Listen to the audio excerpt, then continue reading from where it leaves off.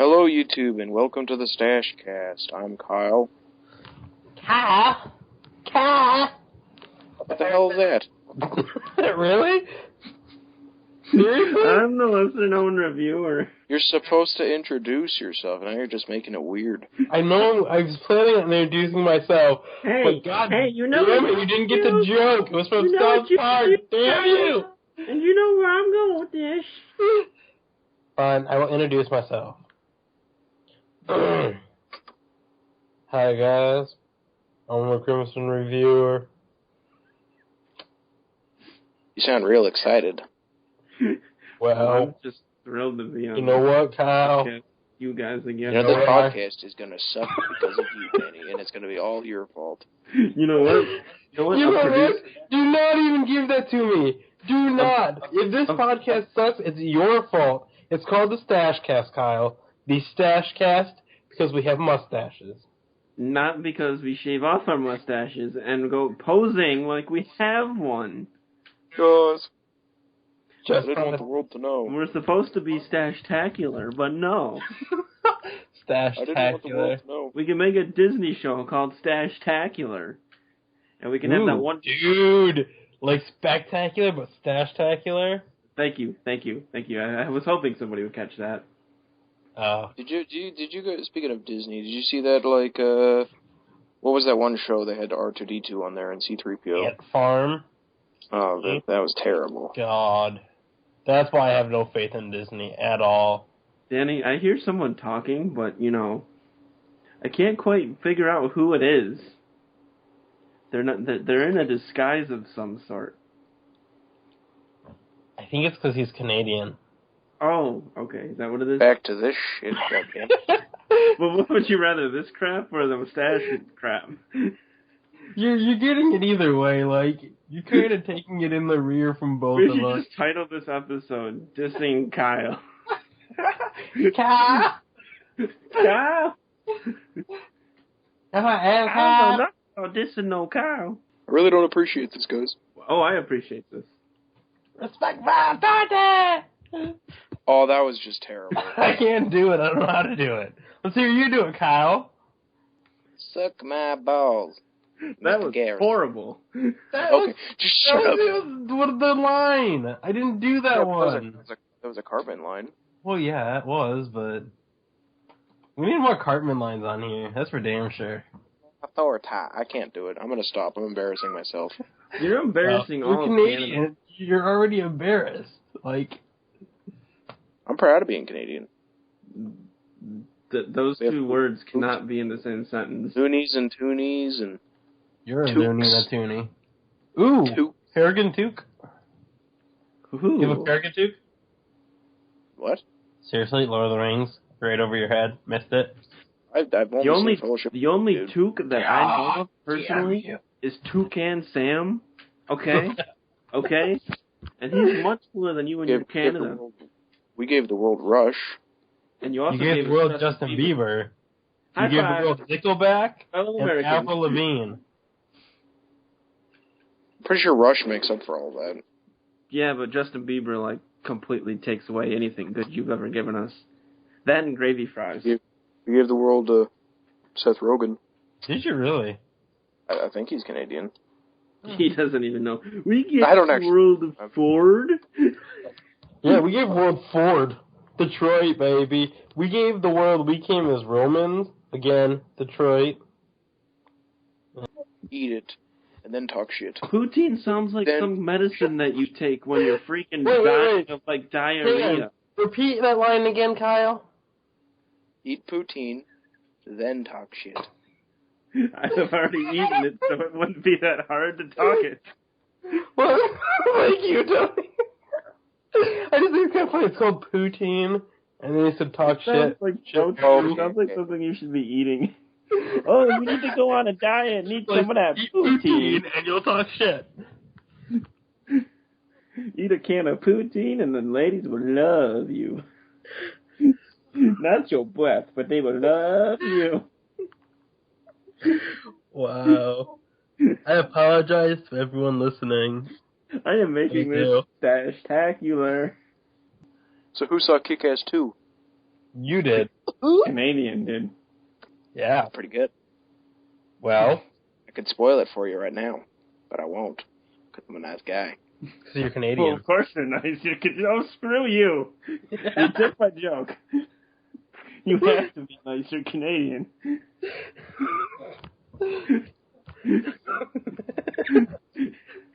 I apologize. This is going to be a very bad StacheCast. Canadian bumps into somebody and they go, "Oh, I'm sorry." American bumps into somebody, "Hey, watch where you're going." Anywho, we had topics tonight. We do have topics tonight. Woo-wee! We're not just going to make fun of me for an hour. We've already covered that one. Did we cover that he doesn't have a mustache? Here's the topics for tonight. Kyle's mustache, or lack thereof. Kyle being a Canadian. Or lack of being American. Exactly. What else should we do? Oh, yeah. Let's talk about GTA. GTA? Let's talk about GTA 5, yeah. The multiplayer video that came out. Did you see it? Of course. Yes. Dude, it looks fantastic. No, I didn't see it. You told me to watch it. You told me to watch it, and I was like, yeah. And then I think I didn't watch it and fell asleep or something. I've seen all the other ones for it, though. Well, you know what? Me and Tony can just talk about it. No. You guys could be in my whatchamacallit. I think, what is it? No, it's not Posse. That's Red Dead Redemption. What's it called? Your little gang of people. Click? No. Ain't nobody. I don't know. Little gang. We'll be in a gang. Like, ain't nobody as tough as my motherfucking clique or some shit like that. I think that's how it goes. You know what'd be really cool is, like, if we had a band on the StacheCast. So any bands out there that want to get big and popular, come play for us. Shut up. Okay. But seriously, that would actually be kind of cool. Like, all right, and today, here's the StacheCast. Oh, I actually have a topic besides GTA that we can talk about, but since we brought that one up first, we might as well talk about that one. I know, Kyle, you're excited about it. Tell me, what about you? GTA 5 does look pretty fantastic. I remember the big introduction video that they made where it was introducing the universe of GTA 5 and how they did it kind of like it was a tutorial video where it's explaining, like, this is in this world, you'll find this, and then it, like, cliffhangered with, oh yeah, and we forgot to mention, the wide variety of multiplayer online gaming, and then, like, you see a jet fly by, and then after that the new multiplayer trailer just looks fantastic, though. The multiplayer really looks like it's top-notch on this game. First thing I'm doing when I get the game and putting it in my console, going to Grove Street. Seeing if CJ's house is still there from San Andreas. First thing I'm doing when I get that game is I'm not dying. Well, like, I don't know. Are you guys playing? I know, Kyle, I think you have it pre-ordered already, right? Yeah, I just paid it off, actually. And I wasn't going to get it at launch. I think it comes out September, right? Yes, so in a month or so. I'm not really, like, I did not like GTA 4. I've never really been a GTA fan.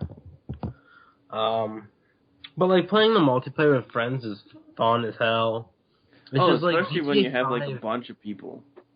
I don't know, GTA 5, when I saw the trailers and stuff for it, it just really gave me a Saints Row vibe, but with GTA controls. Anybody else? Have you seen Saints Row 4? Not 4, no. It looks nothing like GTA. Saints Row 4 is kind of a joke. I haven't seen anything on it. In Saints Row 4, you're the president, and you have superpowers, and the plotline is there's an alien invasion. I'm not even going to comment on that. So, yeah. It looks fun, but Saints Row 2 was so good. They're so far gone from what that game was now. It's ridiculous. Yeah, that's not... Well, I'm not even going to... That's... Yeah. Yeah, GTA 5, though, I think is going to be Game of the Year. Arkham Origins could be. Like, Arkham City was really awesome, But, like, even Arkham City is nothing compared to GTA. Like, GTA San Andreas. GTA 4 was good, but it wasn't, like... But I mean, like, of all the games, good. though, I don't... like, game-wise and gameplay-wise and stuff, like, the graphics, gameplay, interface, and all that shit, I just don't see GTA being Game of the Year. Like, I think if GTA got Game of the Year, it'd be because of, like, how big GTA is in the industry and because of its the multiplayer is going to bring it up to the Game of the Year level as well. Yeah, but not to just mention look the at the Game of the Years that they always have. But to me, like, when I look at Game of the Years, like, all of them, none of them to me are like GTA. Well, what else has been out this year or is coming out this year that could even compete? Actually, Watch Dogs. Yes. Watch Dogs, I guess, yeah, that looks cool. Like, I guess Last of Us. Last of Us. I really think Last of Us ain't got shit on GTA. GTA's got such a good story, and it's just such a big game. And GTA 4 came out when? 2008? I don't know. Something like People still play it. Well, to me though, like The Last of Us has been such a big, like, game so far, and seriously, since it came out, everybody's talked about it. That's all I've really heard is everybody's like, I gotta get a PlayStation 3. I don't care about the PlayStation 4. I want a PlayStation 3 just to play The Last of Us because that's how good of a game it is. I've actually heard nothing negative really about the game. Yeah, but the thing with that, though, is you beat that game and then it's done. I don't know. I've heard, it doesn't have, like, you can't, like, in years to come, you're not going to play it, but GTA 5 can last for a couple of years until the next GTA comes out. I just don't know. I don't really see GTA being a Game of the Year. Like, I see The Last of Us being a contender, Watch Dogs, Arkham. I really hope Arkham Origins is good. I hope that's a contender. Arkham Origins looks fantastic. That looks great. Have you seen the trailers for that, Kyle? Or Danny? I've seen a couple of them, but I'm trying to kind of avoid them so I can, like, just play the game and be surprised. I think it looks really sweet, though, that they're bringing some of the characters that they're bringing into it. Yeah. The only thing that's gonna be kind of bothersome to me is the fact that you go in knowing it's a prequel to Asylum and City, so it's like any new characters that they bring in, you already know. It's like you know what happens in Asylum and City, so it's like they're just in this game. But I don't know. The only thing I've seen of the game is the cinematic trailer where Batman fights Deathstroke. And I saw the first gameplay that was released, like when you encounter the Joker. When he fights Deathstroke was just, the way that was filmed was just phenomenal. It was really cool, yeah. It looked like a movie. I think the thing I'm most excited for is the fact that Gotham City itself is like free roam, a whole open world, and it's on Christmas Eve, so it's like, it's going to feel like Batman Returns, and it's going to be awesome. And yeah, and I'm also excited about the fact that you can go through the entire city of Gotham and you're not just fenced into one location. It's going to be kind of cool to go to the area where Arkham City was and just kind of look at it and see the difference. I'm just kind of like, I don't know. I didn't like Arkham Asylum. To me, it was just repetitive and almost just like a button masher. I get what you see about the repetitiveness, but it's the story of that game was really cool. Well, I like the story. It's just the gameplay didn't enthrall me at all. And I haven't played City just because I wasn't a huge fan of Asylum. So, like, I played Arkham City before I played Arkham Asylum. Like, when I bought Arkham City, it came with Arkham Asylum. So I've played them both. I've beaten, like, Arkham City, I think I've beaten twice now. And I beat Arkham Asylum twice as well. Like, I think if I probably played City, I might like it. But I was also told that just, like, since I don't like Asylum, there's no reason that I would like City, just because it's, like, a little bit... It's not as repetitive. They have to, like, they mix it up a lot. And, the combat is improved, everything's improved. But, like, I love Arkham Asylum still. It's the only thing I don't like about the game is the final boss battle was kind of stupid. That's it. Wow, I am very impressed. Why? 3 down, under 100 to go. No, I'm still above. Oh, 3 down, 100 to go. Wait, what? What's happening? Nothing. I'm just while we're Skyping, I'm doing multiple things. One of which is Facebooking, as Tony is Facebooking, keeping tabs with our community of Just see Kyle on tonight's StacheCast. Fuck you too, Tony. What are you talking about, Kyle? Who is this Kyle you speak of? See, the Kyle I know had a mustache and was part of our crew. You. That's the word I was looking for. The group of people on GTA that work together. Not a gang, it's a crew. I believe I said crew like twice, but, you know. I believe I wasn't listening. Well, you know what? You know what? You know what you can do, and you guys know where I'm going with this. So anyway, so there's not just a bunch of dead air here, and I want to talk about something. I was playing the full game for Slenderman Arrival earlier. Were you? Not really? Just there's the beta version that's just the going through the forest collecting the 8 pages.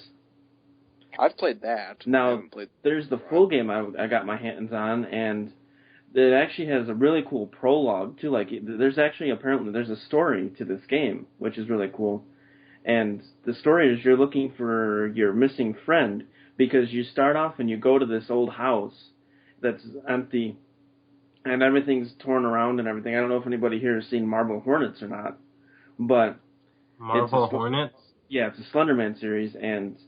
It kind of has I remember that, a familiar vibe to that, too, because you go into this house and it's all destroyed and there's all these trees painted on the walls, and you go upstairs and you find a flashlight, and then you go upstairs and you find the bedroom that your friend was in, and you see all these pages just scattered around saying go to the forest and everything, which is when you end up going to the forest. And I just thought it was a really cool, like, prologue, and it introduces like a whole story to the game. It goes from you just collecting pages like every other Slenderman to all of a sudden there's actually kind of a like plot line now.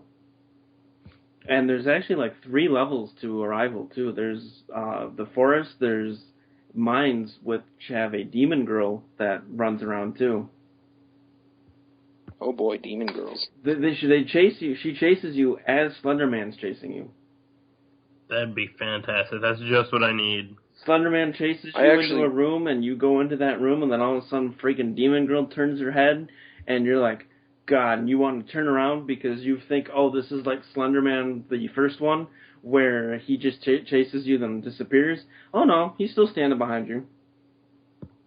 I played the first Slender, like the beta thing, and I actually, like, I didn't find it very scary, because I just kind of, I knew what to expect because I had seen videos of it, and I'd, like, turn around and look at Slenderman and be like, hey, how you doing? And I'd just, like, stare at him and look away and look back, look away and look back. But the one time I looked back and he was gone, so I was like, what the hell? And then I looked back, and then I turned around and he was in front of me, and I was like, shit. And that was the one moment that did scare me. I was like, okay, I'm done. But... Slenderman as a character, he's pretty freaky though. Like, I want to know, a while ago, like back at the beginning of this year or end of last year, there was a group of people that put up on Kickstarter that they were going to be making a Slenderman movie. And they had finished it and uploaded it to YouTube back in, I think, like February or March. And it was up for maybe a month. And then they took it down and saying, like, oh, hey, guys, we had to take it down. We're sorry. We're trying to get it back up. And I was just like, okay. And then I never heard another thing from it. And I was really excited about it. Because I want to see a Slenderman film, even if it is, like, independently made, but they were using Kickstarter, which they hit their goal pretty quickly. So I think it'd be really good. I don't like the there's the tentacles version of Slenderman. Yeah, I don't get that. And I'm not a huge fan of that version, but if you're going off of the 8 foot tall, wears a suit and tie, no face Slenderman, I think he's creepy just because it goes along with your traditional kind of ghost idea where it's like you look outside and there's this 8 foot tall faceless man staring at you. Oh, dude, that's like the scariest shit. That's like what comes to mind. Exactly. Like the scene that scared me the most in the Halloween movies was when Laurie Strode would like look out her window and he's standing in her backyard. And then in the movie Insidious, the scene that probably scared me the most was the scene when she goes, the mom goes upstairs and there's the face staring out from the window. That kind of stuff. If you had to pick one specific thing that scared you, I think Slenderman would probably be like the core of that. Well, yeah. I think my biggest fear is like to look out my window, like at this time of night when it's pitch black out, you got your lights on, look out the window and there's just somebody like right at your window just staring at you. And if they had like the white Slenderman face, oh my god, I'd be done. I'd be done. I would too. I would seriously. Well, if I looked out and saw him and looked out again, then I'd be even more terrified than if he just stood out there and stared in, because it's like, where did he go? Okay, what is the point of the tentacle ones? There's, I guess, just for something bizarre and creepy and weird, I guess is what is going for. I've seen enough hentai to know where that's going. I was trying to avoid that. That was my next suggestion. I was trying to avoid that. Kyle, thank you. I was thinking, I really was hoping it wasn't that. Really, Tony? Really? You're such a depressing person. I know I am, thank you. So... You'll kill yourself. Right, well, guys, did you guys hear about Lee Thompson Young apparently killed himself? I did actually hear about that. I just saw that on Facebook. I just saw that on Facebook a couple hours ago. I've actually, that is really sad. I actually really liked him. They say he was a Disney star, and I guess I could have seen him on Disney, but, it just makes me sad because I really, liked him, and he was good in the stuff I'd seen him in. I think it was Friday Night Lights he was in, and a couple other things. He was in The Hills Have Eyes 2? Yeah. The remake, I think? Yep. And it's really sad because I like him. He's also on that show, Rizzoli and Isles, too. He's the main character. I never really got into that show. I tried to. I just know that was one of the things that he was in. Did you guys hear about that thing that's going around now on the internet, too? Like that mother that left a note to, on her neighbor's mailbox talking about her autistic son. No. And, telling her to euthanize her autistic son because he's annoying and, keeping them up at night. Oh, God, I'm not even going to comment on this. It's fucked up. I know too many autistic people to comment. I plead the fifth. I'm not even going to talk about it. It's just a messed up thing. It's going to be the next big thing that everybody talks about. And like Amanda's Hot all over again and whatever. Yeah, I don't really give a shit. There's the world sucks, society sucks, blah, blah, blah. A week later, you'll never hear of it again. Fuck them. Yeah. While we're talking about... It's things like this make me, sorry for interrupting you. Okay, go ahead. Things like this, make me think of that scene in The Dark Knight where the Joker's a gangbanger will get shot and nobody panics, but I say one little old mare will die and everybody loses their minds. That's basically this makes me think of that. It's unfucking believable. I hate it so much. As much as that is a movie, and I understand that it's fiction, the Joker actually has a lot of good points about society in that movie. Yeah. He has a lot of good points. Impression, and I apologize, by the way. For what? My bad Joker impression. It's fine. I freaked out on somebody the other day who was like, oh, this transsexual was killed. They were beaten up and killed because they're transsexual. I'm like, hey, cool, nobody gives a shit. I'm like, there's people killed all the fucking time that nobody ever says anything about. And they're like, yeah, I know, but I was just saying, people are mean. I'm like, yeah, but you're putting these people above the other ones who nobody's ever going to talk about. Yeah, exactly. Just because if I was killed tomorrow, like if somebody broke into my house tonight and killed me tomorrow, you guys would be upset about it for a little bit. A couple of people on Facebook would be like, "Oh, that sucks," and things like that. How would we even know about it, though? Actually, come to think of it, but I would tell you.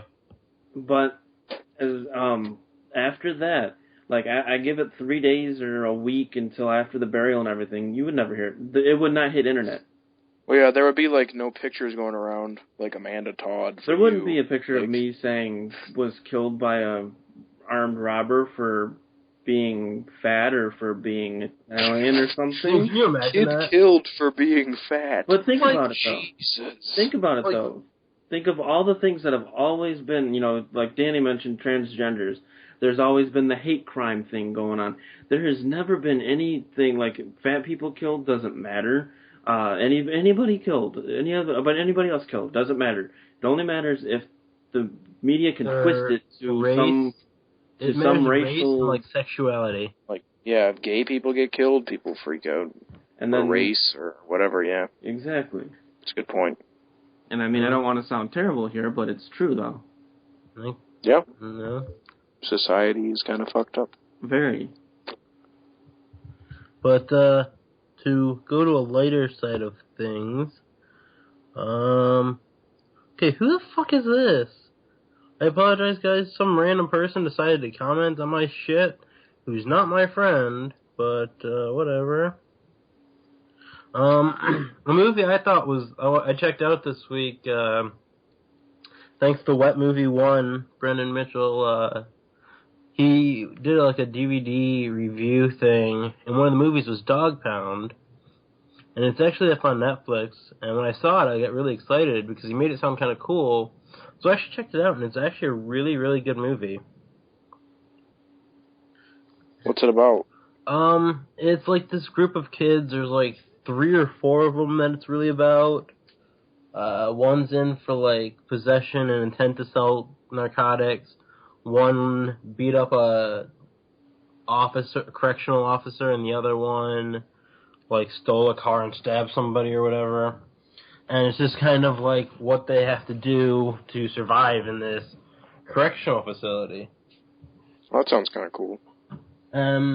It starts off kind of like in a sex scene or whatever, so I was really thinking it was going to be kind of like Bully, and you guys know I hate Bully with a passion. So I wasn't really having high hopes, even though Brendan had liked it.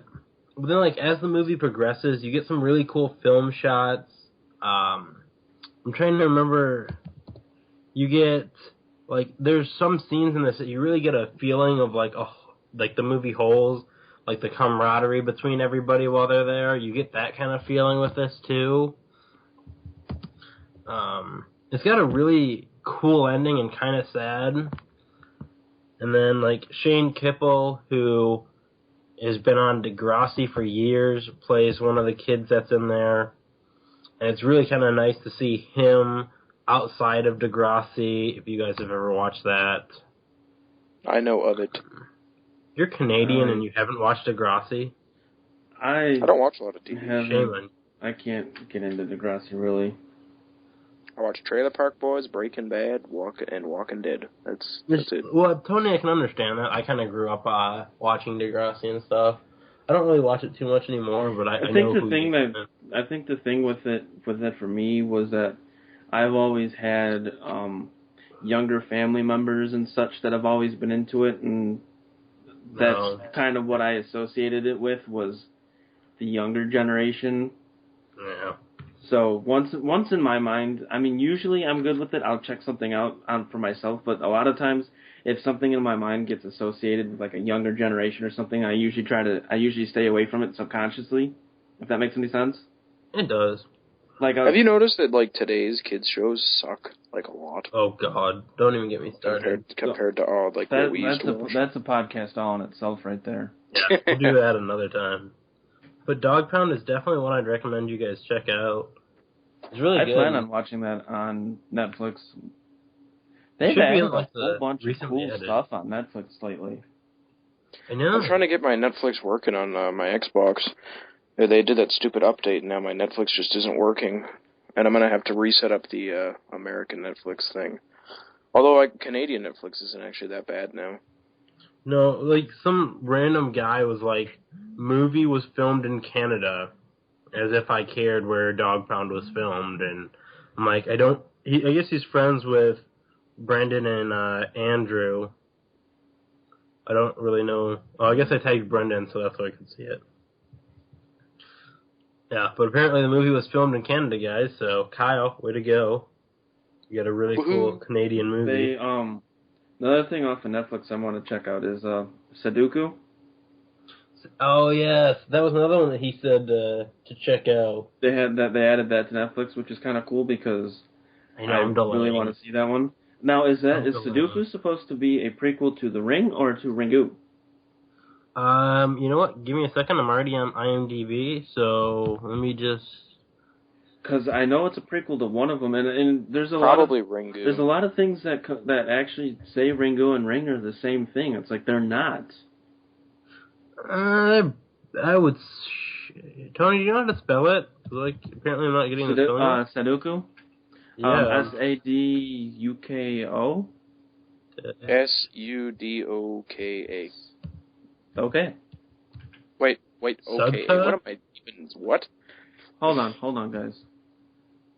I'll look it up. Because I'm not getting it at all. O-K-O. F-U-D-O-K-O. Yeah, I'm still not getting it, so... Because I would have looked it up, but... S-U-D-O-K-U. There we go. S-U-D-O-K-U. And it is... Idiot. Yeah, I'm not getting it. It's Glad you got it. Yeah, hold on a sec. I'm not finding anything, actually. I just know the cover looks really cool. I saw it at Best Buy back when I was in Michigan with you, remember? And it was like a 3D one. It was expensive. Oh, God. It was like $35 for it. It's fucking... I was like, no, I don't know. I really gotta rebuy Ringu. It still pisses me off. All I did was, it's in its case, it's not even out or anything. I dropped the case on accident, it falls, disc breaks. And I'm like, son of a bitch. That's terrible. I couldn't believe it. I'm like, I've dropped so many movies, basically thrown movies, never break. I accidentally dropped this one with no force, and it cracks. So I was like, God damn it. I'm looking on Netflix. I love all these fake movies. Well, not fake movies, but like the movies that come out with like big Hollywood movies, and like they're kind of like rip-offs, like Atlantic Rim and stuff like that. Oh, God. Oh, spoof like, movies? There's like Hansel and Gretel get baked. I actually have to watch that one. Or there was that Abraham Lincoln Zombie Hunter. Yeah, I didn't. I want to see, I think it's called Effie Hunter Cannibal something. Effie something, I don't know. Let me see. I will check that out. Oh, here we go. I'm narrowing it down. I want to see Sharknado. Do you really? I do, just to see how bad it is. And, like, you know, it'll be a good time to watch a movie like that. Like, I'm not going to watch it by myself. I'm going to see if I can get some friends over. Cannibal Hunter. I really want to see that. 40 Days and Nights. Isn't that like a Harrison Ford movie or some shit? No, that's one of those spoof movies. Okay, we're going to have to scratch any information on Sudoku because I can't find it to save my life right now. I swear to you, dude, there's nothing on this movie. That's what I thought. Super Cyclone. Okay. Some of these movies just sound terrible. While we're on the subject of movies, I wanted to bring this up too. What are my fellow cast members here, my fellow stashers, what is our opinion of Rotten Tomatoes? No, seriously? I like the website. I think the website's cool. But I don't like a lot of the critics on the website. They're dippity. A lot of the times they're very hit or miss. We were looking for those that are wondering, we were looking this up yesterday, and we're looking at all the top 10 lists that they've got on there, and it's really you cry from laughter. You are laughing tears because of what, like, the lists. It's like they've got movies that are better than other movies, and it's just like, what was it? They had Toy Story 2 is the best movie of all time. Well, okay. Did you know that? Yeah. From Rotten Tomatoes. Toy Story 2 is like best comedy. Best animated. Yeah, best animated. Wasn't it best sci-fi and fantasy too, or? Yeah, I think it was best sci-fi. I'm gonna have to look at that. I'm on the website right now. Like, I really am starting to... Yeah, Toy Story 2 is the #1 sci-fi and fantasy movie. I mean, come on. Please, somebody's got to tell me, like, just, like, comment on this video if I'm right. Well, like, this site was meant as, like, a joke kind of site, like, crack. But then, like, everybody was like, oh my god, Rotten Tomatoes, they're doing this. And they're like, we're going to take it serious. And then Rotten Tomatoes is just like, we're not going to correct them. Because, really? Their lists are just a joke. I like Rotten Tomatoes for the whole, like, rating movies thing. Like, I rate movies on Rotten Tomatoes, and I like to use it to look up upcoming release dates and stuff. But, like, the only really gripes I have with Rotten Tomatoes is a lot of the times, like, movies that I think are good get, like, really bad scores, and vice versa and stuff. Like, Kick-Ass 2 is 28%. Again, that's not just Rotten Tomatoes. That's with any reviews. There's movies that I've thought were just freaking fantastic, and you go and look up people's reviews, and they say, oh, this movie sucks balls, and you're like, whoa, yeah, why? But you gotta take a look at, give me a second to run over to the website real quick. And when you're reviewing a movie, like, I know I do my preference and, like, what people would like, but I think it was... Let's try the Kick-Ass 2 one. Yeah.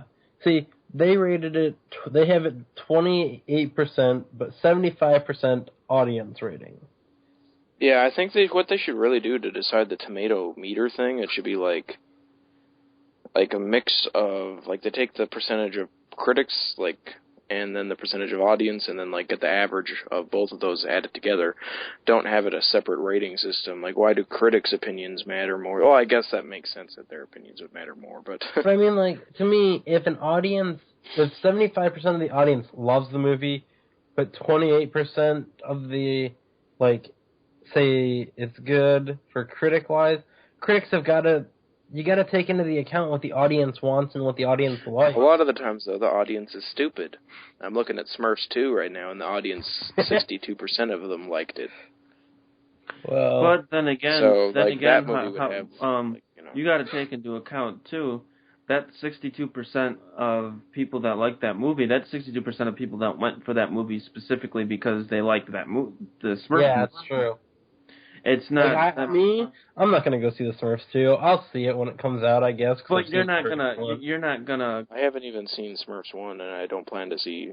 I like NPH, so I had to see it. That's another reason why you can't really, like, you can't judge it just solely on. If you're gonna go see a movie, you can't judge it just solely on reviews, like, because those are reviews of people who went there and what they expected out of it, and those are people who wanted to see those movies that are rating them as good, like people that liked it. Okay, take it like this. When you look at a movie like Kick-Ass 2 or The Smurfs 2, a critic will go in looking at it as a movie and go, quality, writing, filming, and all of this, like the technical aspects of the movie. And I understand that. Yes, these are not the best films. They're not going to be anywhere near Oscar-winning. But you can't go into a movie like that expecting it to be gold filmmaking when you look at the title of the movie. I mean, come on. But even both of those movies, Smurfs. Who here expects the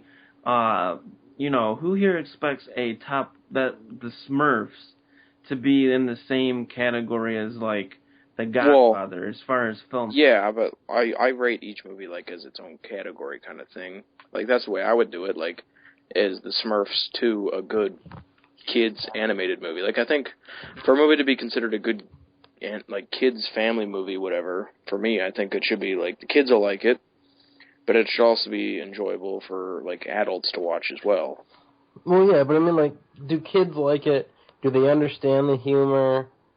And it's just, to me, the people at Rotten Tomatoes don't seem to go into movies thinking that. Yeah, I get what you're saying. Though, this is kind of impressing me and giving me a little bit of hope, is they rated You're Next 90%, and I am super looking forward to that movie. Comes out, I think, in 3 days. I've heard that that movie's like, it's like kind of the same as every other horror movie, but it's a little bit different. Well, Sort of, like, you know how it's like really cliched for most of the movie, but there are some, like, Again, really... though, you can't go into a horror movie not expecting any cliches. Well, yeah, of course, especially today, because everything's been done, like, everything. Well, that movie was made in 2009, I think, and it was put out in a film festival, so the movie's already technically been out and been released.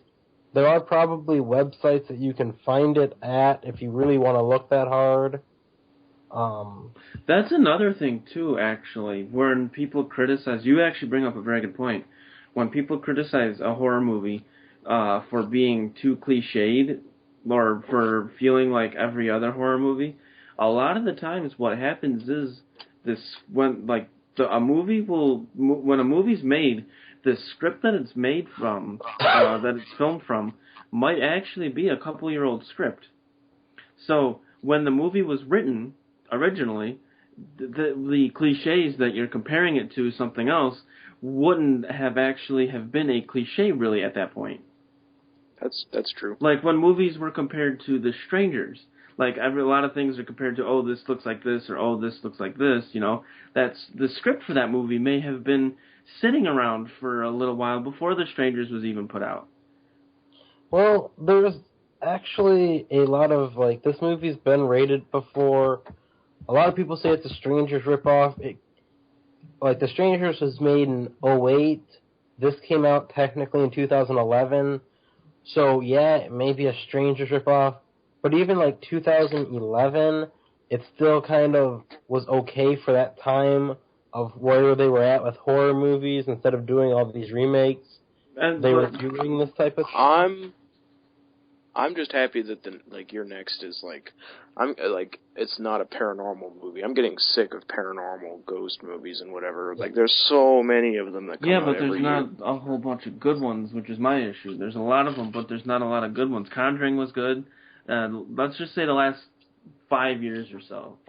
Last 5 years. We've got I liked Insidious, Sinister, and The Conjuring. That's pretty much... Sinister, Woman in Black for me. Conjuring. I did like Haunting Connecticut and Haunting Connecticut 2. Last 5 years, that's about it. 5 years would go back to 2008. Yep. Yeah, so I like The Strangers too. Well, and we got to mention Cabin in the Woods. That movie just came out of nowhere, and it's awesome. I don't consider it a horror movie though. That was... I don't even know what to Cabin in the Woods is like a genre all its own. It was so unexpected. And I really did love the promotional campaign for it too, because they promoted it almost as if it was going to be... The promotion for it was Evil Dead with a twist.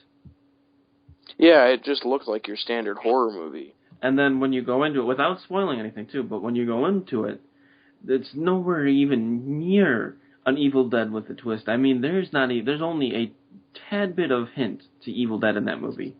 The cabin just looks like Evil Dead. Yes, exactly. Everything. I hated it when the Evil Dead remake was coming out, and people saw the trailer. There were some people who commented on it. This looks like a ripoff of Cabin in the Woods. It's like, what the fuck is wrong with you? See that movie? I hate when people criticize movies and compare them to movies that they've never seen before. Yeah. Did you guys know Cabin in the Woods wasn't actually... I think it was supposed to come out in 2010. Really? Mm-hmm. I didn't know that. Man. Nope, this movie was filmed in 2009. Oh, wow. Gee. Yeah, because it says it's one of I was going to two... say, it did seem kind of weird that Chris Hemsworth would be in that movie, like, right after doing the Avengers. Like, you'd think he would be, like... Well, he was in 2 movies filmed in 2009. You know what the other one is? What? Red Dawn. Oh, I still haven't seen that. But I'm saying both of them were filmed in 2009 and didn't come out for a couple of years. That's right. I was going to say, it does seem weird for him to be in those movies nowadays. After, like, post-Avengers, like, he's a big-name actor. Like, you'd think he'd be in, like, bigger movies. No offense to, like, those movies, but they're not, like, the hugest movies to be in. I agree. Especially Red Dawn. Red Dawn was such an independently, like, I know it wasn't really independent, but the way it came out, you really didn't hear much about it when it came out. Like, it kind of just hit. Like, there was a couple promotional trailers for it and things like that, and then because part of it was filmed here in Michigan, I was kind of looking up on it and things like that. But other than that, if you're just a casual moviegoer, you had no clue that Red Dawn was coming out until like a week before it came out. That's when they finally started running all the major trailers for it. You know, I feel kind of sad because that is a movie that, even though, like, I think because Chris Hemsworth and Josh Peck are in it, it will stay bigger for a little bit longer. But that's a movie that's going to be forgotten in a year. That's well, have you seen it? Think of how many movies come out that are like that, though. Like, it's... I mean, like, there's so many movies that keep coming out that, like, everybody's so hyped for. I promise you, Now You See Me will be big. Probably, like, its first TV release, like, the first time it's shown on actual, like, basic cable, it will still be big. But after that, half a year and it's gone. Nobody's gonna remember it. Well, yeah, it's like you go to the movie store, you see that movie sitting on the shelf, you're like, oh yeah, that was a thing. Yeah. There's only a few good, like even like Olympus Has Fallen or White House Down. I think those 2 movies will be forgotten about. Well, what I did like Down, Olympus Has honestly, Fallen, but I think is a joke. I really do. But it's like movies like that just get forgotten about. Just since you mentioned it, I figure I'll say it. White House Down, besides just having Channing Tatum, who I can't stand, looks like an epic piece of shit. And then you see Olympus Has Fallen, and it looks really good. And you're like, why? Olympus Has Fallen actually was really enjoyable. Aren't they pretty much the same exact movie? Yeah, pretty much. Pretty much, yeah. Just with different actors? It's just that one has Morgan Freeman. But to me, like, Channing Tatum is just gonna... Like, he already sucks, in my opinion. The only movie I've actually seen him in is This Is the End. I've never seen him in any other movie. I haven't seen, like, 21 Jump Street. I thought it looked stupid. It was. I never saw, like, well, Magic Mike, of course. No. Whatever. Or anything like that, so... And again, Magic Mike... And This Is the End, he was just a gimp, so... Speaking of Magic Mike, there's a movie that was way over... Oh, God. What is it? Overhyped because Channing Tatum was in it. Yeah. Anything he's in gets overhyped because women are like, oh my God, he's so hot. And I'm like, oh my God, I don't give a shit because he's another person getting paid millions of dollars, making more money than I could ever make, and he sucks at his fucking job. Well, just look at last year, too. There's so many movies that came out, and really the only ones that stick out in my head are, like... Looper. Well, there's Django Unchained, Looper. Argo, Silver Linings Playbook. Even Argo, I think, is going to get forgotten about over time. Like, I think the Oscar nomination movies stay a little bit longer, but I agree. Argo. Well, that's sort of true, but, like, even, like, you don't hear many people talking about The Social Network anymore. Or... No, but when you think Jesse Eisenberg, people will still say Zombieland and The Social Network. That's true. Like, they don't... And I really... Or, like, 127 Hours was kind of forgotten about. I love that movie, though. That's a movie, though, that I think it didn't deserve to be forgotten about, but you kind of could tell it was going to be just because of what kind of movie it was. Like, people not a lot of people saw it, but the people who did see it, like, really liked it, so... It's just like... I hate that movies like that we get so hyped for, are just going to be forgotten in a year. It makes us sad. Well, from this year, the only movies that like I could see standing that like so far like lasting for a while is like, well, I think personally Place Beyond the Pines for me, but like I know mainstream audiences aren't going to see a movie like that. There's one I think that Place Beyond the Pines is going to get forgotten in a year or so. That's probably already forgotten. For mainstream audiences, yeah, but for me, that movie, like I love that movie. It's so good. Place Beyond the Pines won't be forgotten because Place Beyond the Pines isn't known. That's true. If you go up to most people in the street and say, "Hey, you seen Place Beyond the Pines?" they'll be like, "What the hell's that?" Yep. But I hope it gets nominated for an Oscar or something, so it gets a little bit of attention. Yeah, but I think that's the only reason it's going to be shown. Like, people are going to watch it, really. They wouldn't watch it on their own. Then that's sad because that movie, like, as far as we were talking earlier, like, how, like, movie quality, I think that's a movie that should be critiqued because, like, critiqued on solely being a good movie because it has everything. It has dramatic story. It was just, there were no flaws for me. The only flaw I had with it was... That was my favorite movie this year. And I'm not going to spoil it because I know you haven't seen it, Danny, but the only flaws for me is later on towards the ending, there's a little time period where you feel like the movie is going to end, and you feel like it could end there, but it goes on for like another 10 or 15 minutes, and it's not boring, and it doesn't take anything away from the movie, but it kind of feels like it's adding a little bit more time than what... necessary. Yeah, the whole third act of that movie was kind of weird for me, but it was good. There's really... The acting is phenomenal, though. Oh, yeah, that movie gave me, like... And there's really... Before this movie, I really hadn't, like... I didn't expect that of Bradley Cooper at all. Oh, I know.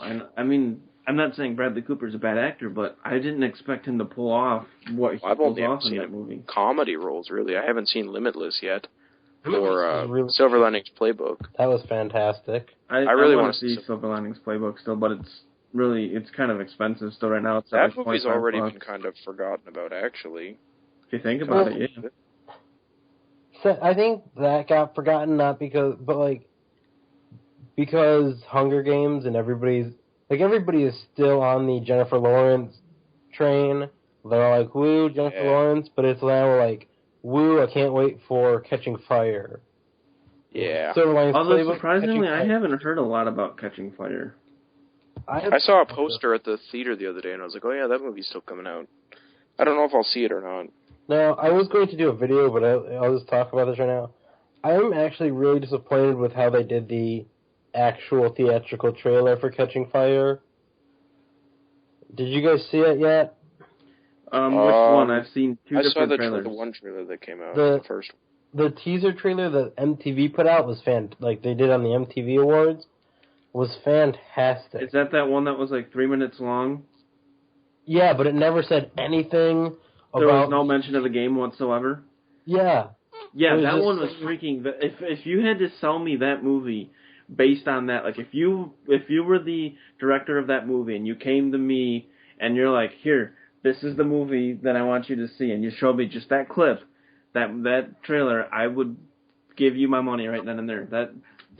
Based on that. And you know what? The best thing was, like, people that have read the book already know what's going on and what they're talking about, but people who haven't read the book will know what's going on. They're not going to know what to expect, and when it happens, they would have been so surprised. And then they put out, like, the actual but it's not hard for them to figure out things either. They don't have to play catch-up for half the movie because this looks like it's actually going to be self-explanatory for the most part. Yeah, and then when, they put out the theatrical trailer, it just kind of ruined it because, like, it started to tell everything, and I was just like, this is kind of depressing because... I'm trying to actually stay away from movie trailers more and more now because they give away so much. When Danny and I went and saw The Conjuring, I avoided trailers because I knew we were seeing it when we saw it, and I avoided trailers for like the last 3 days before then because I was like, I never saw any trailers for The Conjuring before I saw the movie, and I haven't seen any trailers for Insidious 2 yet. I'm staying away from them. I saw the one trailer when it was first released, the first one. I saw it way back when that came out, and that's it. I looked up one trailer on that just to see what it's about, and that's it. I think, the reason I don't want to stay away from trailers is because, people are really into trailer review videos right now. I do reviews and stuff, and they won't get anywhere near as many views as the trailer reactions. Like, my Amazing Spider-Man 2 and, Thor 2 trailer reactions get a lot of views and stuff, and people talking about them. So it's kind of hard if you want, because people are really into that stuff, to, stay away from them. Well, the thing for me is, I currently can't do YouTube videos anyway, but, the thing for me is, if a trailer for The Amazing Spider-Man 2 comes out, I'm gonna watch it. Yeah. Because I love Spider-Man. Or, if a trailer for the new Batman Superman movie came out, of course I'm gonna watch it. But it's just, it gets to the point where, trailers are just so filled with, as the movie gets closer and closer, the trailers get more and more, revealing and whatever. The Amazing Spider-Man 1, they had the after-credits scene in the trailer, and that was just ridiculous. I don't remember the after-credit scene. It was the, did you tell the boy about his father? Oh, God, yes. I forgot about that. And then another thing that Jennifer Lawrence is in is American Hustle, if you guys know about that. Actually, I kind of want to see that. The only things I've seen her in I've seen her in The Hunger Games, and I saw her in X-Men First Class, of course, and Last House on the Left, Jesus Christ, House at the End of the Street. It's and okay. There's so many movies that are called House at the... It's ridiculous. But American Hustle looks pretty good. I actually liked House at the End of the Street, though. I saw that movie with my friend, and when I was leaving the theater, I was like, okay, that was kind of bad. That was... the only reason I saw that movie is because it was either I see that, or... It was during October, and during October I usually try to only watch horror movies, and my friend wanted to see a movie, so I was like... It was that, or what else was in theaters last October? I don't remember that far back. It was a year ago. There was only one other horror movie playing that looked a lot better, but I didn't see it because he had already seen it, and I didn't want him to have to see it again. I like it because I like seeing her in movies. I like Max Thieriot, or however you say his last name. He kind of creeps me out because, in a way, he plays the same guy in every movie. And he's always the creepy guy and, the killer or something, or some bad guy, and he just plays those roles way too damn well for him to not be like that. Have you seen the trailer for that new movie with, it looks like a thriller, kind of, with Hugh Jackman? What's it called? Prisoners, I think? Where, Hugh Jackman's daughters get kidnapped, and, Really? That looks pretty good, actually. Oh, I'm looking up Prisoners. Yeah, no thank you. I don't know. If it's... I'm sorry. I have too many movies Taken right now. I'm tired of it. I still haven't seen Taken, and I'm, mad at myself. It's okay, I haven't seen it hopefully you'll see it before you see Taken 3. I'm not going to see Taken 2, because I've heard it's terrible. I'm just going to watch Taken 1, and I'm not going to watch anything else. What about Taken 3? I'm not going to watch Taken 3. Okay, for one, I have an issue with making a Taken 3. For one, who the fuck do you got left to take? Him? Are you going to actually take him and make his daughter the star? Are you going to make his family have to go get him back? No, they'll take him, and then he'll escape, and then you'll hunt them down. Yeah. But it's just it'll be Rambo with Liam Neeson. Who the fuck do they... Could you imagine if they remade Rambo? I'm sorry to bring that up. If they remade it? They did. No, Rambo was the fourth movie. It wasn't a remake. It was kind of a reboot. But it was kind of if they were to cast someone else as John Rambo. Oh, fuck no. No, thank you. I'll pass. You can bend over and kiss my butt. Yeah. That's one of those movies that I think should never be remade. That and RoboCop, but RoboCop is being remade. Yeah. God damn it. Right. Speaking of Action movies, though. What do you guys think of the Schwarzenegger-Stallone movie coming out? Prison. Is it Prison Breaker or Breaker? No, it's No, Prison Break's the show, Escape. but Escape. Thank you. Yes, that looks really good. I'm excited for that. I haven't actually seen any trailers for it. I haven't looked up any trailers either. I've just seen the poster of them sitting in the cells next to each other. I'm sold on the idea of them in a movie together. Schwarzenegger and Stallone in a movie about breaking out of jail. Tell me that synopsis right there doesn't catch you right there. Well, yeah, already sold. That's what my ticket is. Really float my boat. I hate everybody's always like, well, they're old, just retire. But it's like, I half agree with them because The Last Stand I haven't seen yet. I don't know if it's any good. The Last Stand is alright. I liked it, but it's one of those movies that it only works because, like, if you like Schwarzenegger, it works because... Yeah. If it was anybody else in that movie, I would have said it was a total piece of garbage, if that makes any sense. Yeah, and I didn't see Bullet to the Head either. I haven't seen that one either. So. The thing with The Last Stand was that it's like they tried to do an 80s action movie with it, and they focused way too much on there's this guy that's this like Mexican drug cartel, if I'm saying that right. Cartel, thank you. There's Mexican drug cartel, and he's like, I guess, like 4th level cartel or whatever they say, so he's like top notch, kind of untouchable, and he's driving this like prototype car across the street, and he's doing all these like green screen stunts and things with his car, and I'm like, this is ridiculous. The best stuff is seriously Schwarzenegger in shootouts in that movie. Oh yeah. I think that him and, I think the best kind of movies that they can do, like, those kind of actors, like Stallone and Schwarzenegger and stuff, are, like, team-up movies now. Like, that's it. Like, Expendables is awesome. Expendables 1 and 2, both of those are good. Speaking of Expendables... They're self-aware. Did you know that Bruce Willis isn't going to be in the third one? I heard that. I'm not very happy about that. Stallone got rid of him. I think it was Stallone got rid of him because... Bruce Willis, they offered him, I think it was $3 million or something like that. I forget what it was, but they offered him like $3 million to come for 3 or 4 days worth of work, and he said no, thank you. He wanted like a whole bunch more money, so Stallone said. Yeah, Bruce Willis seems like he's just like, at this point, like, I like Bruce Willis and all, but he seems like he's just so arrogant now. Kind of an arrogant dick about things now. Yeah, and he's like, he just doesn't seem like he's enjoying making movies. He's just doing it for money. Right. And then they brought they confirmed Harrison Ford, though, in Expendables. I heard that, yeah.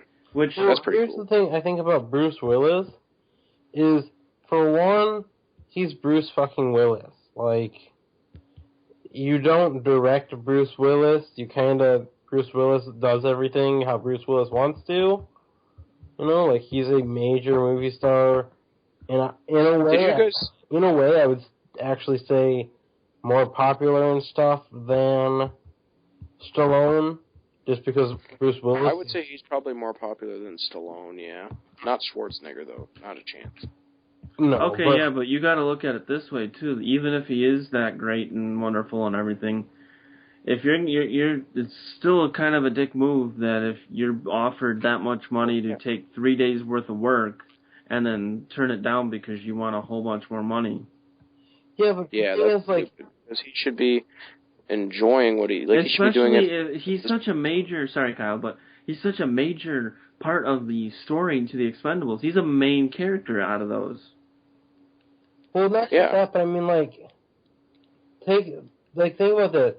What is he being offered?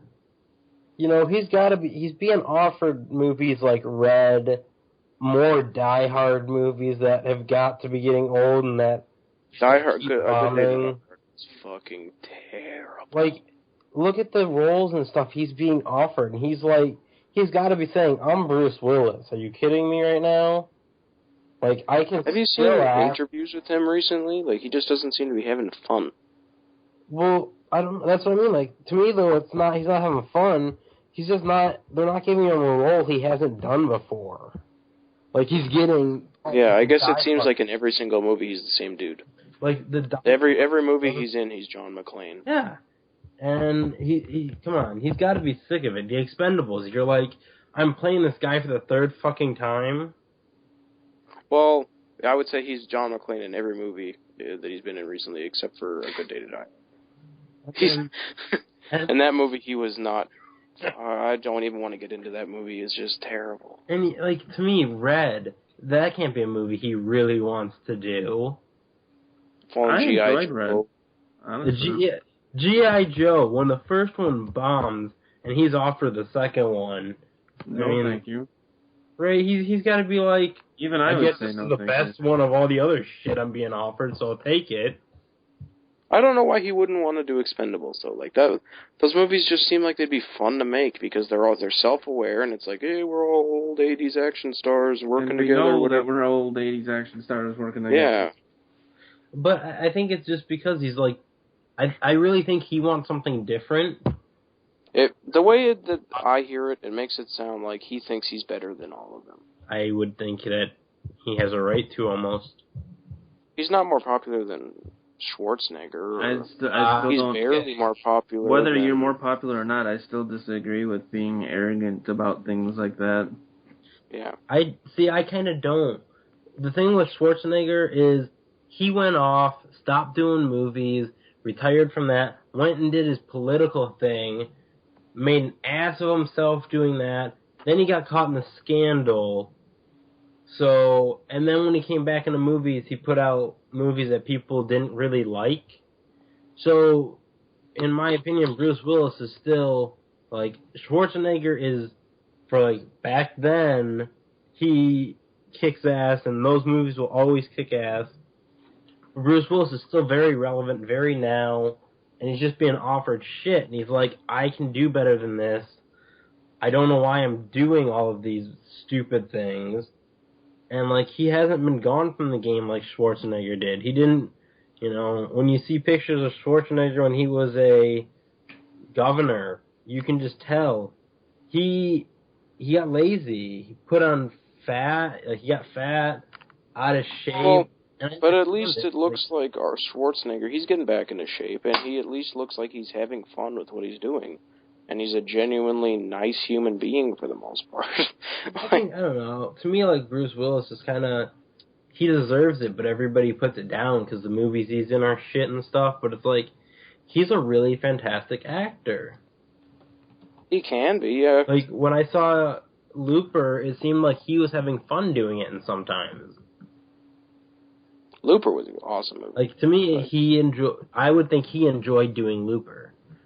Yes, it's another, like, action movie, but it's something a lot different than he normally does. I don't think Looper will be forgotten about for a while. That movie's still on my mind all the time. Well, not all the time, but... I haven't seen it yet. But, So it's just kind of... I wonder when Steven Seagal's going to join the... Oh, God, I really don't want... I know he needs to join the Expendables. I understand it, but I don't like him. I want Clint Eastwood to join the Expendables. I like his old movies. I like Marked for Death and... I don't know. Above the Law and, like, his classics, but, like, the movies that Steven Seagal has done in the recent, like, even 10 years are just shit. I remember watching a Steven Seagal marathon, even when I was younger, before I got into movies, on USA, and just sitting there going, Dear God, help me out. This is fucking horrible. I like Under Siege. That's a good movie, though. But and my dad is a huge Steven Seagal fan. I don't want to. If he wasn't asleep right now, I wouldn't be talking any shit about Seagal because I don't like Seagal, but I understand he does need to be in the Expendables. Well, I don't think he would want to be in the Expendables. Based on everything I've heard about him, he sounds kind of like, no offense, but he sounds kind of like Bruce Willis, like with the whole "I'm better than you" because he thinks he's like a real action star because he actually knows some martial arts and shit and acts like he's like. Well, not only that, there's, like, the martial arts he knows. He was a police officer or some bullshit like that. He knows a lot of political people, and apparently he helps out in political situations. I mean, he does a bunch of all that shit. I just think he would be too arrogant to be on the Expendables. It seems like. I kind of would like to see Clint Eastwood make an appearance on there. Oh, that'd be cool. As, like, the man... make an appearance anywhere in a movie. I wonder if Chuck Norris will have a more prominent role in the third one. Clint Eastwood would be kind of cool though. Like you could make him like the Man with No Name trilogy. Yeah. You could make him like that character kind of. I actually would like to see, like, I want Clint Eastwood to do another movie kind of like Gran Torino. Yeah. Oh, Gran Torino is good. Like, I know we did the movie with Amy Adams. What was that called? The one. Something Pitch. The baseball one? Yeah. Trouble with the Curve. Oh, there you go.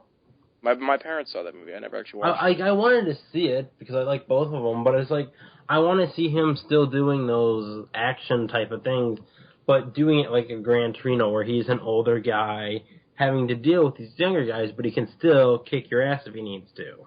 Oh, dude. Gran Torino was a good movie. The ending of that movie was just like, I'm not going to give any spoilers, but in the ending of that movie, you know it could have went one way. You know it had to go the way it went, but you know in a heartbeat he could have done it a completely different way. Yeah. It could have been over in like 2 seconds. Yeah. And I would have liked to see that kind of an ending, but the way the story panned out, the ending they did made the most sense. Right. Yeah. Just the way that with solving everything and how it worked out, that was probably the best option. Yeah. But so is Harrison Ford like the bad guy in Expendables 3? Or? I don't know, but with Harrison Ford, I'm thinking that he would be more of an Indiana Jones kind of like reference character. Yeah, probably. Because I was thinking he could do that, or he could be like a Han Solo character, but you really can't do much with Han. Indiana Jones works more. Yeah, I'm assuming I can see him in a cowboy hat and a leather jacket and a whip. I can see him doing that. I'm wondering if Chuck Norris is going to be in the third one at all, even. I think by the time that one comes out, the whole Chuck Norris joke is going to be over and done, and it's not going to be like... Yeah, I think the thing that made Chuck Norris so big with that movie was the fact that at that time was when the Chuck Norris jokes were huge. Yeah. Aren't they still? No, I sort haven't of, heard but any, not really. Like, you used to hear it all the time. Like, I remember even at school hearing Chuck Norris jokes, like, oh, Chuck Norris doesn't do this, or you don't do this. Chuck Norris was the reason that the Expendables 2 was rated 14A, right? Or PG-13 or whatever. Because he would, like, refuse to be in it if it was rated R, so they had, like, absolutely no swearing in the movie. Yeah, that's right. I remember that. Expendables 2 isn't R? No. Nope. PG-13. Really? I don't know that. Because, Kyle's right, because Chuck Norris refused to be in an R-rated movie. IMDb says it's R. IMDb is wrong. I always knew it to be R, but... No, there's, like, no swearing in the movie. Otherwise, it would be R, because, like, there's a lot of blood in that movie, but it's, like, they barely... Yeah. Toned it down, because they just had no swearing. Speaking of no blood in movies, this is kind of a change of subject, but does anybody else get annoyed, like, when you're watching an X-Men movie? Does anybody else get annoyed that there's, like, absolutely no bloodshed whatsoever when Wolverine fights somebody? Yes. Although it was cool in the Wolverine, he had blood on his claws at some points. But yeah, there's no blood splatter. But, like, I mean, for the most part, the weapons he's using, doesn't it make some more sense that there would be, like, just puddles of blood everywhere? Oh, yeah, absolutely. I think they should do a rated R Wolverine movie at some point, but I know they won't because it's too risky. I have a question. Is, like, the IMDb page, like, exactly... Is it right for, like, people in... The Expendables 3? Because if so, it's got a really cool list of people. Probably, unless it says rumored next to the name. It says, like, Mel Gibson. And Mel Gibson, hell yeah! Like, Mel Gibson, Antonio Banderas, Jackie Chan, which I would question that. Wesley Snipes, and I'm like, that... Oh, yeah, I remember Wesley Snipes was... I believe Wesley Snipes was confirmed. I thought he was in prison. I don't know, because, like... It has the list of the people that have already been in it, and then it has, like, Harrison Ford, Mel Gibson, Banderas, Chan, Kellen Lutz. I don't really know who that is. How much do you guys want to bet that if Wesley Snipes is actually confirmed for the movie? How much you guys want to bet that there's they mentioned something about him hunting vampires. Oh, probably. How much do you want to bet that the scene he's in is going to be him walking out of some like building or something, and they're like mentioning vampires, and he's just like, "Yep." I'm actually happy that Mel Gibson's in the movie. That makes me really happy. He's filming it, so yeah. Mel Gibson would be more of a cop character, more likely. What if they're like? What if he's a racist in the movie? Like, what if he like? I didn't know he was in Mad Max. Who? He is Mad Max. Yeah, He's dude. not. Mel Gibson. In the new Mad Max, Tom Hardy's Mad Max. Oh, I thought you were talking about like the old movies. Like, no, what's wrong he's with making an appearance. He's apparently making an appearance in the new one. Be making Mad Max? You didn't know that? I didn't know that. I'm sad. I haven't even seen Mad Max, and I'm sad. Yeah. I just can't. I'm just upset that they're remaking RoboCop. Yeah. Back to the whole blood thing. It really annoys me in movies nowadays. The CGI blood. There's no, like, if you watch, like, a movie from the 80s or 90s, there's, like, when people get shot, it's, like, there's, like, the blood shooting out of their shirt and stuff, like, the practical blood effects of getting shot and stuff. It looks so much better than the CGI stuff nowadays. You know, right? It's like, go back to the... And that's where, like, watching the RoboCop remake, it's going to be all like that, and I'm going to be like, no, this is gross, you. Go back to the old days. I remember watching, apparently I don't remember it very well, but I remember watching, there was some movie that I was watching, and I couldn't take it because of the CGI blood. I was like, this is ridiculous. Like, they were shooting and killing and stuff, and, like, every time someone would get shot, like, you would see, like, 4 gallons of blood spray out of their wound, and you're like, what? Well, like, okay. Rasper Island. Another thing I have an issue with the RoboCop being made is what effects it gonna have. Like, it just I get Detroit still needs to be cleaned up, and major cities still need to be cleaned up, and all of this shit that went along with the original RoboCop. But people nowadays don't give a shit. It's another thing. It's just going to be an action movie. RoboCop yet, but another thing that I would say also that wouldn't work with the remake too is it's going to look like a movie that's imitating an 80s movie. Yeah, and RoboCop's going to be all stupid in the movie and like be all like he's not going to be like it looks like a dude in a suit. It doesn't even look like a robot. I don't believe it's going to. I really do not have hope it's going to work. And I'm pretty sure, I'm willing to bet it's going to be PG-13. Yeah. And not R, and that's just going to be stupid. Speaking of which, have you guys noticed that ratings have gone downhill now? Ratings? Yeah, ratings are pretty toned down nowadays. PG-13, like, that's all that comes out now is, like, PG-13 movies for action. I was actually really surprised that Kick-Ass 2 is actually rated R. I thought for sure it'd be 14A. Well, the weird thing is, like, I really think ratings are useless. Everybody watches, like, it doesn't even matter. But when we were growing up, R-rated movies were something like you didn't watch unless you were older. Yeah, I remember that too. So I still remember, like, first R-rated movies and stuff. Nowadays, you ask... Even when I was a kid, watching an R-rated movie was so edgy, it's like, oh. I remember when Danny and I were growing up, even before I was like fully allowed to just watch. At one point, I was just allowed to watch pretty much anything. But even before then, I remember when Danny and I were growing up. You know, we would like if one of us saw a horror movie, it was like that person was God. Yeah. Because they saw the uncut version that wasn't on TV. They saw the full R version, and I just remember like that was one of those hush hush conversations you had to have. Yeah. Yeah, I know the first rated R movie I saw was The Terminator, and I felt like such a badass after I saw that movie. I was like, at school, I'm like, hey guys, have you seen The Terminator? No. I have. I think my first one was Predator with my dad. And like, Predator's a badass movie. I just remember it, and kids nowadays, it doesn't even matter. They don't care. Yeah. They don't need to. Kids nowadays are suggesting movies to me that I should watch. Yeah. And they're movies that are like movies that I wouldn't have even thought of. It makes me sad nowadays that when people see remakes coming out and like they think it's an original movie and it's like I remember like RoboCop is gonna come out and people are just gonna be like, oh, that looks stupid, a cop because of robot. Like, and they're not even gonna be aware that the original RoboCop even exists. And I remember very specifically though when Friday the 13th. I will never forget this when Friday the 13th came out, and the remake came out, and I saw it on a Friday, the opening night, and then I went back to school on Monday.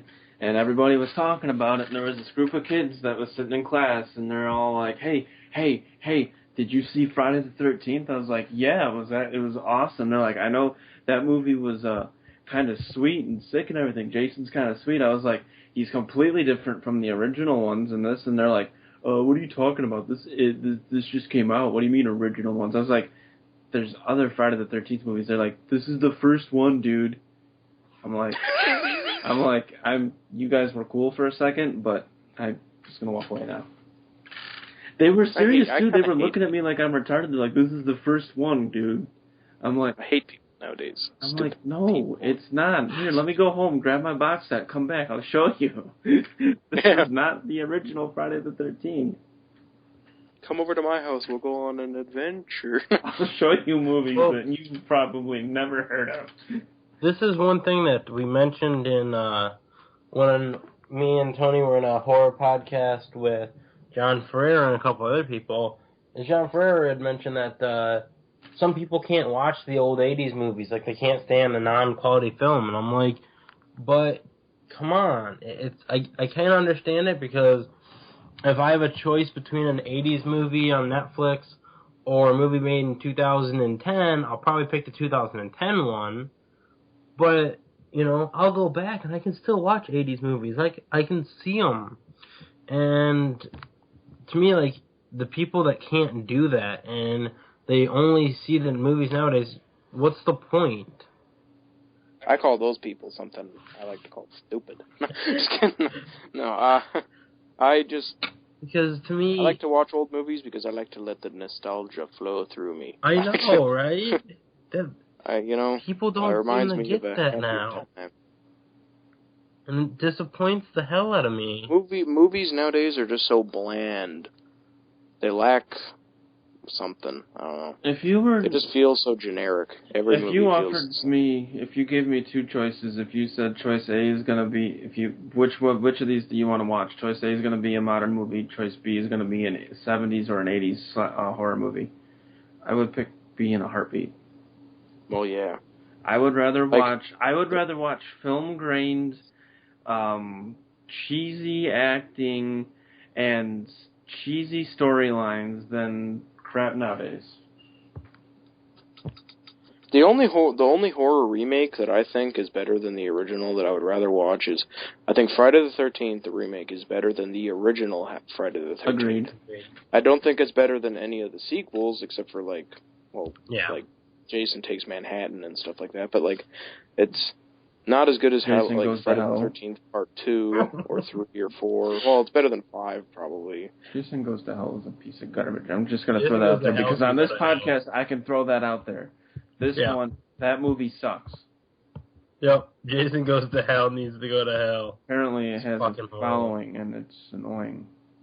Jason X is at least fun. Jason X is awesome. I love that movie. Like, I know, I understand it's nowhere near a good movie, but, I mean, tell me, do you guys not love that end scene when the mask falls in the water, and you hear the signature sound, and it ends, and do you guys not get that, oh my god, like, feeling when that happens? Yeah. That was the first Friday the 13th movie I ever saw, actually. Really? Wow. Yeah, I saw it when I was, like, 11. I was at my grandma's house, and I was like, hey, what's this? Sadly enough, when I was younger, I was not a horror movie fan at all. And me neither. And I just remember, like, I knew names of people. Like, I knew Freddy Krueger because people talked about him in school, and I knew, like, Jason and such, but, like, I never knew what they looked like or anything, and it's just, like, now, looking back, it's like, how did I not know this? Well, yeah, it's like, I dressed up as Jason for Halloween, and I never even saw any of the movies or knew who, like, I never even knew they were, like, Friday the 13th. It was just, like, Everybody knew who Jason I was. just remember. I think we're gonna edit that part out. Just saying, guys.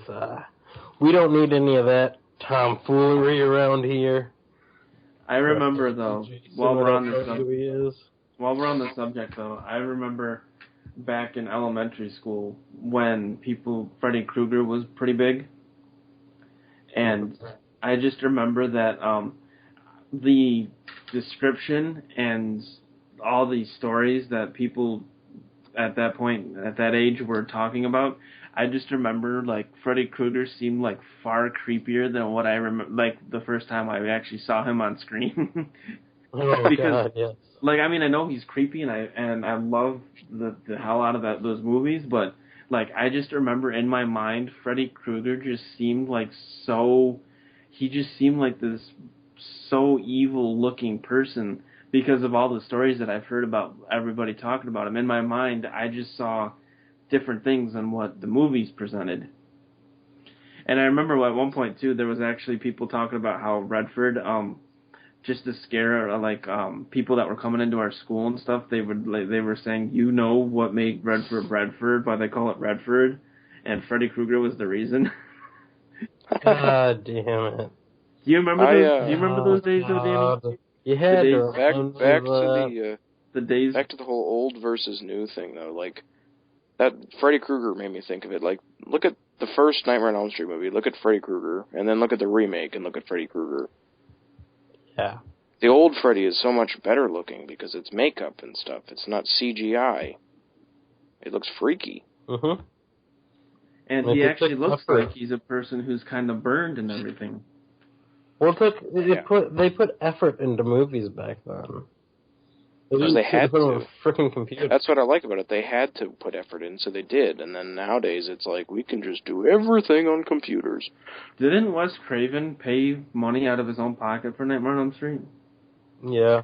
At one point, didn't it get to the point where he was actually paying for it because people weren't putting up money for it? The first Nightmare on Elm Street actually probably was pretty low budget, come to think of it. But it's easily the scariest of all of them. I think because that was the only one that wasn't majorly studio produced. Yeah. But I think all of the directors and stuff were putting out own money at that time. Well, no, I know, but I'm saying, like, if I'm remembering the story correctly, Wes Craven didn't have, like, a studio backing for that when he started making it. Which you can tell there was a big difference. Like, everybody on that one looked like they were really trying, as opposed to something like. Didn't he just pulled Johnny Depp off the street and he was like, "Hey, want to make a movie?" Yep, I think so, something like that. That's pretty much what I heard. Like, Johnny Depp has no acting experience. He's just like, "Hey." Yeah. Which is really funny too, because like you talk to some diehard like Johnny Depp like fangirls and stuff that don't know he was in Nightmare on Elm Street. Yeah, it's like, oh man, I love Johnny Depp. I was like, what was his first movie? And they'll say something, and I'm like, no, he was in Nightmare on Elm Street. And they're like, no, he wasn't. Yeah, he's the guy that has the probably most famous death scene in that movie. That's probably one of my favorite kills in any horror movie, like, of all time. Dude, that's gotta be. Like girls will post of him and Crybaby, and they'll be like, "Oh my God, young Johnny Depp," and I'm like, "Oh my God, you can find younger pictures of him in other movies." Nightmare on Elm Street. It's like, obviously you don't know your movie history. I'm actually getting kind of sick of Johnny Depp, not gonna lie. Oh, definitely, 100% sick of him. You mean definitely? I don't give a shit. Like, I'm tired. Definitely. He's the same fucking okay, person. Tony. I'm sorry, that was clever. He's the same goddamn person. I guess you could say it depends on the role he's playing. Okay. That was a good one. You guys gotta give me that one. It's time for pun hour.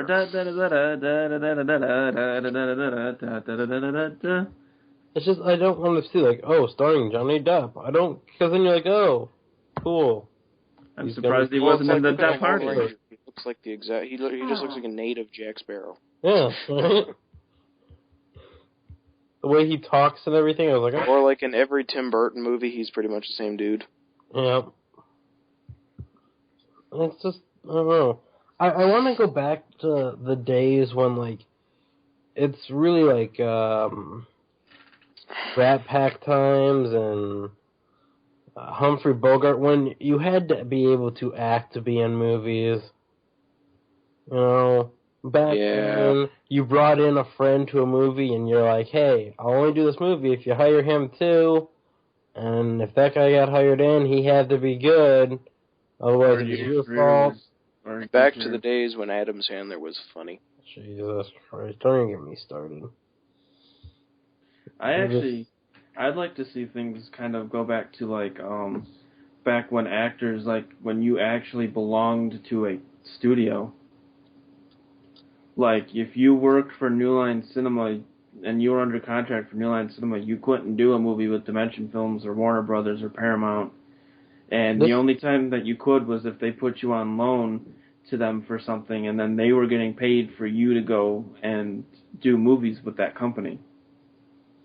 Yeah, I don't know. I just miss them. Because I don't know how I feel about that. That's kind of... I like it when directors and actors work together on more than one project, though, because it really makes, like, you can notice a difference in the movie. I agree with that, and that's kind of one of the things that goes along with what I was saying, like, back in the day ones. I just think that, like, if you put most of the actors for today, that people like, if you put Kristen Stewart, Channing Tatum, Johnny Depp even, and like half the comedians, even though I do like them, but if you put half the comedians back in a movie, like, back in the day, they wouldn't be actors. They'd have to go actually get a job, because nobody in Hollywood would put them in a movie. The only people like the only things I could see, like, people like Kristen Stewart and stuff being able to do in movies at back then, I see them being gangster. Extras. What? Extras. That, or I was gonna say, like, I see them being like musical numbers and stuff like that. But even those required decent. You gotta be able to do facial expressions and acting still, kinda. This is true. This is very true. I'm actually getting sick of movie... I don't know if I brought this up in the last podcast. Kristen Stewart made me think of it, though. The whole... Every movie that's an adaptation of a book appeals to the stupid young teenage girl audience. And oh, yeah, we were going to talk about that. I don't like it. It's annoying. The Hunger Games is probably the biggest example. But or like that new movie coming out, that City of Bones or whatever. Like, I haven't read the books. I don't know anything about it, but it just looks like it's trying to be the next Twilight. Is that like Mortal Instrument thing or something? Yeah, Mortal Instrument. That, yeah. Okay, so I've been wondering what that is about. Isn't it looks like the book could be good, but the movie looks like it's just trying to be the next Twilight. What is it? Isn't it the demon one where the girl's mom is like a hunter or some shit? Well, it's like, it looks like based on the trailer, it's like a group of people come up to her and they're like, you have a special gift, blah, blah, blah, come with us, we hunt demons. Yeah, that's what I thought. I'm a somewhat attractive male that is gonna, be the main attraction of all the young girls to the movie. There's another thing, too, that I want to, while we're on the subject, have you guys noticed that, like, movies about creatures and stuff nowadays like that, they always over-sexualize everything with that. Mm-hmm. And I'm not saying by any means having a slight bit of romance or a slight bit of affection in a movie is bad. Like, it adds a lot to certain things. I mean, even The Lost Boys had affection in it and a little bit of a romance, but I'm just so tired of, like, werewolves, vampires, and like hunters and things like that. They're all stereotypical. Like, it's even stereotyped for now too. You have the creature who's going to be this really extremely sexy, hot-looking guy. You have a hunter who's going to look like all like the hunter is going to be the one that looks kind of messed up and everything. He's going to look weird, and then you've got like your bad guy who's just going to look just weird, or like bizarre. And then you've got the girl who's going to be completely into creatures. Now, back when I remember, like, Lost Boys times, it wasn't that attractive going with a vampire or a demon or a werewolf or anything. I'd hate to see a modern Frankenstein movie. Oh my god. Just imagine that. Oh my god. I can hear Tony put his hands over his face. Hot Frankenstein. What? I can hear you put your hands over your face. Oh my god. I can't even. Why would you kill me like that, Kyle? Why? The image. Oh my Jesus. Yeah. Oh, Frankie, take me now. Oh my. We're here to kill him. You can't kill him. He hasn't done anything wrong. He's just green. You're killing him because he's green. Well, if there was a modern Frankenstein, I bet you he wouldn't even be green. He would just be like.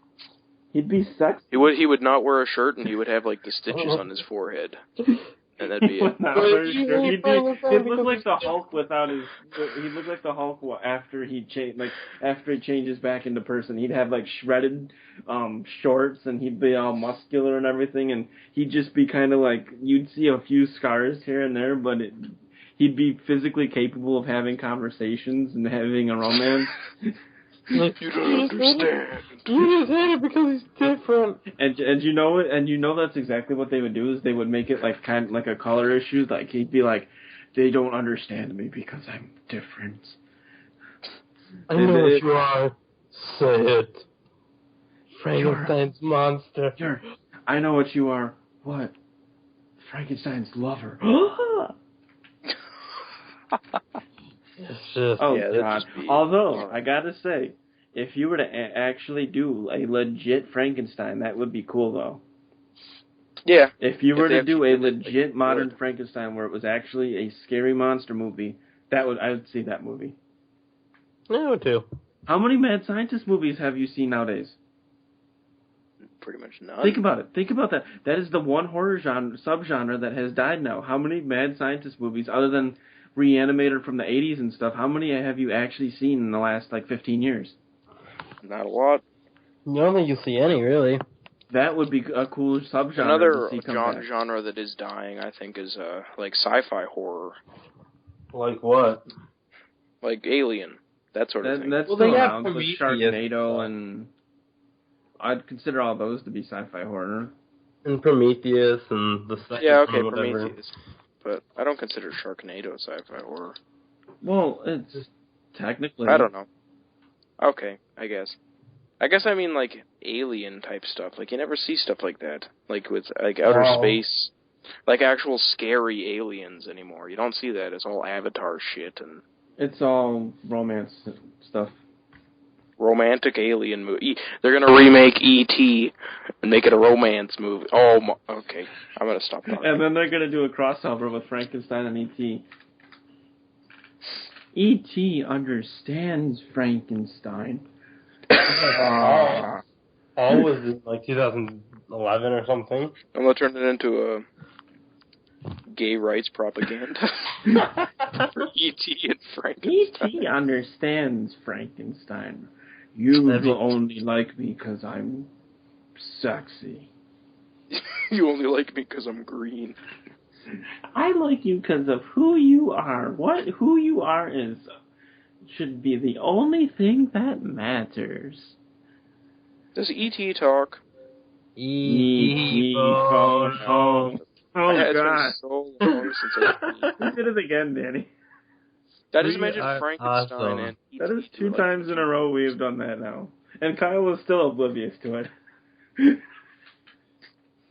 Kyle has no idea about We're running on an hour and 40 minutes, guys. Yeah, I think we should probably wrap this up. It's getting kind of long, and we're talking about weird things now, like Frankenstein and E.T. You know, we're gonna lose more subscribers than I've lost tonight. How many is that? I'm gonna unsubscribe to this channel. 4, actually. Yep. You've lost 4 in one night? Yeah. I bet they see your Facebook statuses and they're like, oh, fuck this guy. Thanks, Kyle. Off some more.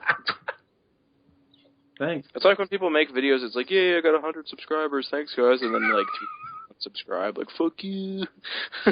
Oh God, I'm What? sorry. I remember when I passed 100, I was so nervous about actually posting 100 because there's a couple people I know that would actually do that, and I'd be like, I was like, oh, we finally passed 100, and I made my 100 subscriber thank you, and I was just waiting for the minute I uploaded that to see like 99 on there, and I'd be like, oh. Yeah. I'm sorry. It just made me laugh really hard when Kyle was like, oh, I bet people saw that you were losing subscribers and just went and unsubscribed. All right, well, Because I guess this has been a fun Stash Cast. It's getting kind of long. We should probably wrap it up, so. It was Stashtacular. You're Stashtacular. Face is Stashtacular. Good one.